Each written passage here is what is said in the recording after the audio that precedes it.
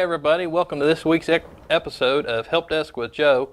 I'm Joe, and as you can see, Dave's not here this week, so I'm taking over. Although, to help me through this week's episode, we actually have a special guest caller, Jeremy Coleman out of Charleston. How you doing today, Jeremy? Oh, I'm doing pretty good, Joe. How about you? Oh, buddy, if I was any better, I'd probably have to take a pill for it. All right, so this week's episode, we're talking about the new iOS 7. This is Apple's latest operating system for their iOS platform involving iPhones, iPods, iPads, any mobile device Apple sells. This is what we're going to talk about. And with the new release, it was released, when was it, Jeremy? Last Friday? Last Wednesday. Last Wednesday? Okay. It was released last Wednesday, and there was a lot of new features that they throwed at us, so we're going to try to make it a little easier on everybody to give you an idea of what to expect and how to get used to the new iOS 7. So if we want to get things rolling here, what do we have first on our list, Jeremy? Using a compass as a level. Yeah, this is a new feature I didn't know about until last night. Did you know anything about this one? No, I didn't. Not until you sent me the notes here. Well, everybody that has an iPhone is used to the compass feature. Let me turn this on. Okay. It's calibrating. But a nice feature that they've added into the iOS 7 is you can flip it over. Of course, it's not going to do it now live on TV. Okay, here we go. We have the compass. Pretty much the same thing as you've seen before. But one neat thing now is there is a level. I'm not sure if you can see it or not. And if you get perfectly level, it turns green. See, you can see the green at the bottom. And then once you get it off kilter again, it tells you how many degrees off center you are. So that's a really neat feature. I didn't expect that one coming in. So it's not something I probably won't use every day, but it'll be probably handy whenever I do need it. So another new feature that they've released at us is the control center. So while I'm getting my phone ready here, Jeremy, you want to kind of give an overview of what the control center is? The control center, you can, at the home screen, you can slide your finger up, and it brings up, turn on Wi-Fi, turn it off, turn Bluetooth on or off, adjust the settings, turn up the brightness. It's a pretty cool feature that they added into this. Yeah, now the iPad feature of it, the iPad version of it's a little different than the iPhone. One new feature they threw into the iPhone, which I really like, and I'll show you how to activate it. You just take from the bottom of your screen here, down by your home button, and just slide up. And you can see my screen changed here. Like Jeremy said, they have what they call the airplane mode, which disables your cell phone radio, your wireless radio, all your radios. And you can turn your wireless on or off, turn your Bluetooth on or off, put your phone in sleep mode, lock your phone, and then there's your brightness adjustments, your music player adjustments. And then one really neat feature I like is the flashlight. You know, as before, you had to download a third-party app to get your flashlight, but now with the new iOS 7, they've built it in. Plus they have, a calculator plus a quick, easy camera button. So Jeremy, what's your thoughts of the control center? Do you like it? Do you hate it? Yeah, it's a lot more easier to turn on the flashlight, like you said. You don't have to unlock it, go find the flashlight app, download it. It's a lot easier to use. Yeah, that's the first thing I did was I uninstalled the flashlight app I had and just went to this one. The only problem I have with the control center is it's not an actual bug in the control center. It's a thing I don't like with my case, where my case covers the bottom of the screen. It makes it real hard for me to flip up and access that control center. Have you had any troubles with that with your cases? No, I actually have the LifeProof case, and the only problem that I had was playing games that when you go to swipe up, it would bring up the control center. But there's a setting to turn that off. Okay. See, I didn't know that. So you're teaching me stuff here, and we're supposed to both know this. Okay. The next feature we're going to talk about is how to block calls. Now, Jeremy, I know that you've been a real big fan of this one. So go ahead and explain me how all this block call feature works, so I can go ahead and put your number into my phone.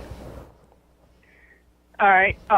If you go to settings, and you scroll down to phone, then you scroll down to block, and you tap do, This will block people who you don't want to contact you.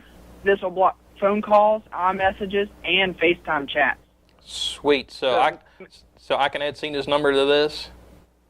Yeah, and she won't be able to get a hold of you. I like it. Now, I don't know if it works on the other end, if she'll appreciate it, but I'll just pretend there's something kind of glitch in my phone. I have to get a new phone. Think that's a good enough excuse to use to get her 5S out of it? That might be a good one. Well, she's telling me no, but we'll see what happens.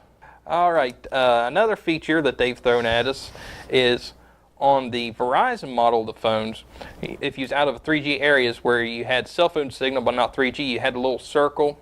Well, they've changed that to the 1X. With the 1X, it's the same thing as the circle. You don't have 3G access, but you still have the capability of making a phone call, but your data speed's a lot slower. So, Jeremy, do you have Verizon or do you have AT&T? I have AT&T. They changed all of the signal bars to circles, and it stays circles. Yeah, for the cell phone strength. They actually put 5 circles on there, and however many you have filled up is how many used to be bars of service. Yeah, they've changed it where the white circles is your signal strength, and the black circles shows you no signal. So that's how they work at now. With your AT&T phone, I know they changed the circle when you was in a non-3G area to the GPRS. Have you ran into that yet? No, I haven't. Not yet. But yeah, that same thing, that's AT&T's version of the 1X on Verizon. So that pretty much covers the updates on the iPhone. Is there anything else, Jeremy, that you want to throw at us on the iPhone part before we move on to the iPad?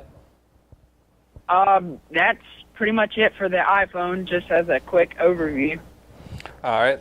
So we'll go ahead and move on to the iPad. Now, with the iPad here, we've actually have this software that we just purchased that gives us the capability of flipping back and forth between us and the iPad. Okay. Cena's back here panicking. She said it froze, but I think we're working here. So as you can see, this is the actual iPad screen. I can flip back and forth here. All right. So the first one is the new app banner. You know, when you installed an app, you would always get on your icon, it would say new until you open the app. But they've changed that from the banner to you get a little blue dot here, and we'll show you right here on the top here at this Find Friends app. If you look below it there, there's a little blue dot. So Jeremy, what do you think? Do you prefer the dot or do you prefer the banner? The dot is actually a little hard to see, so I like the banner, how they used to have it. Well, see, I'm kind of the opposite. I like the dot versus the banner because I thought the banner, I didn't really think of it. It just wasn't much of an annoyance, but comparing the two now, I prefer the dot because the banner was kind of annoying and in the way. So I kind of like when I run an app update, because if I run several at one time, I know, okay, I've got an update here, I got an update here, instead of trying to guess, okay, right, which apps did I update?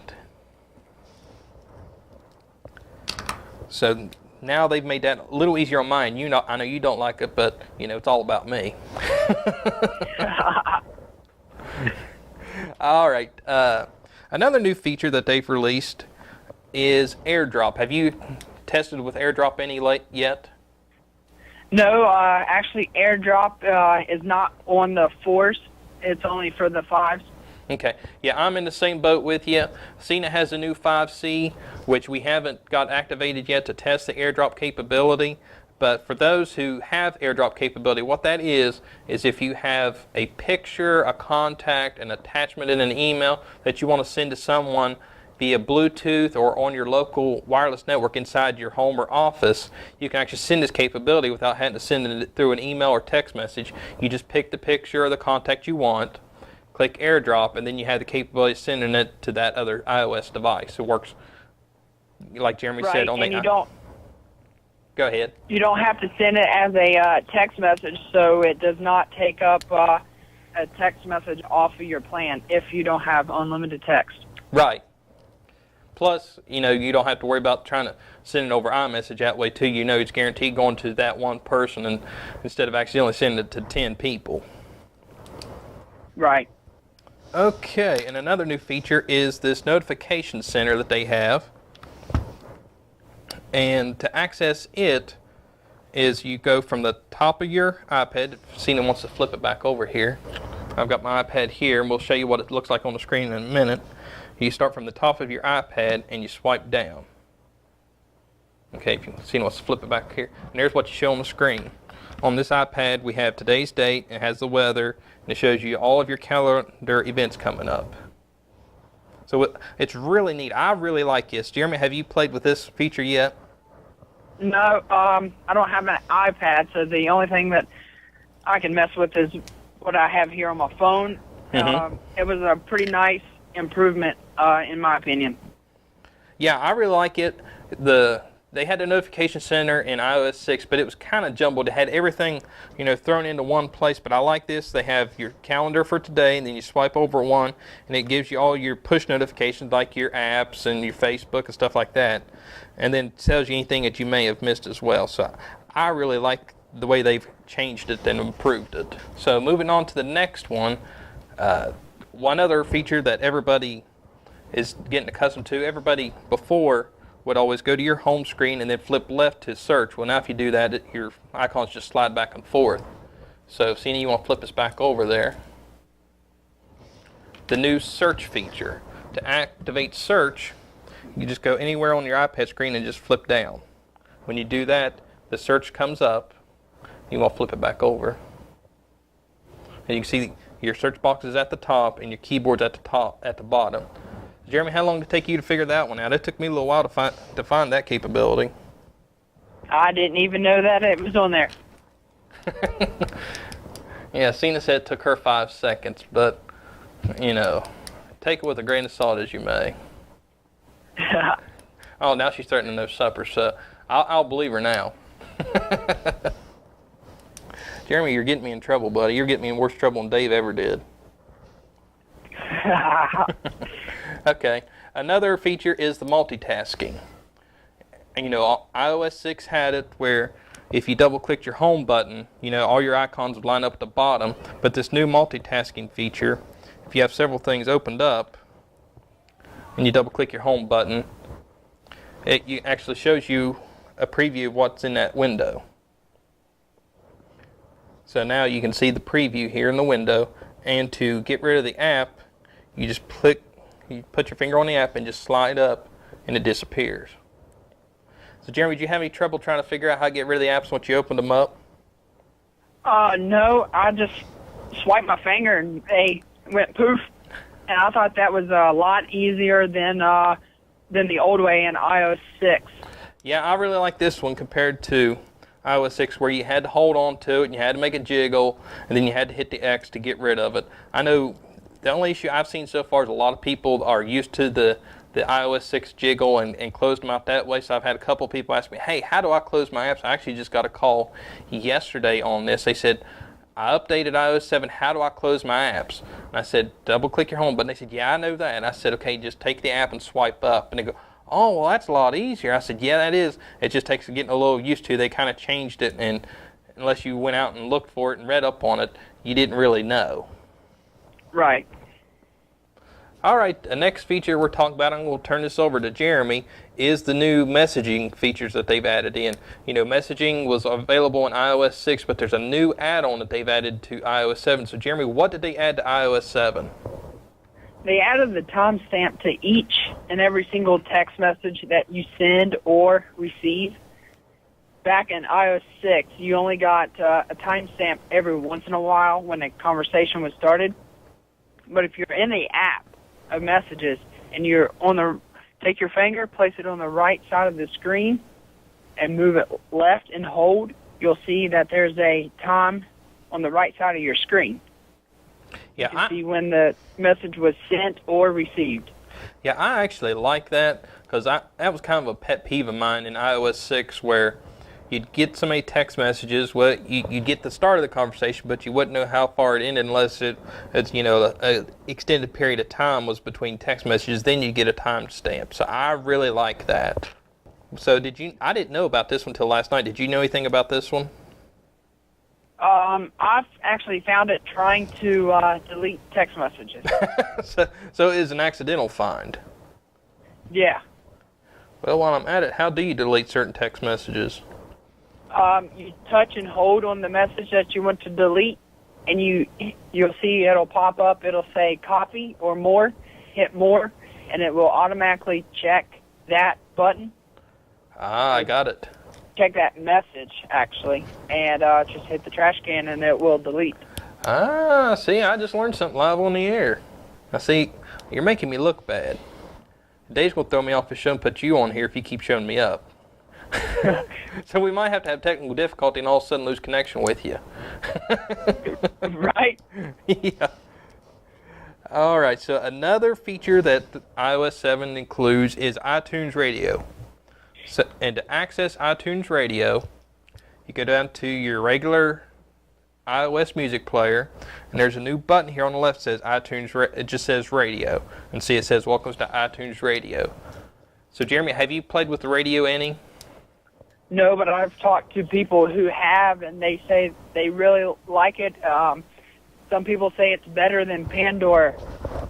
Yeah, I've tested it as soon as iOS went live, and overall I like it. I have a couple issues with it. I've had some issues with it, sometimes not playing the station.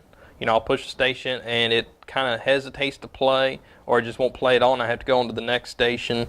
And another pet peeve of mine is, you know, with Pandora and Slacker, I can either create my own station or customize where it'll play all my stations in kind of like a shuffle. That's one feature I'd really like to see them add on. Have you talked to anybody that's had any issues with iTunes Radio? No. All the people that I talked to said positive comments about it. Yeah, I'm running into the same thing. I've talked to some people, and they said that they really like it. You know, I don't hate it, and I really like it, but I wish it would be a little more stable from my end.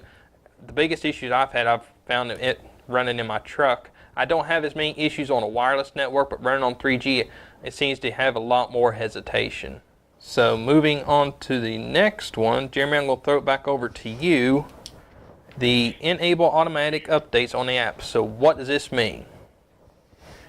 This means no more having to go to the App Store each and every time that it pops up and tells you that there's a new app that needs to be updated.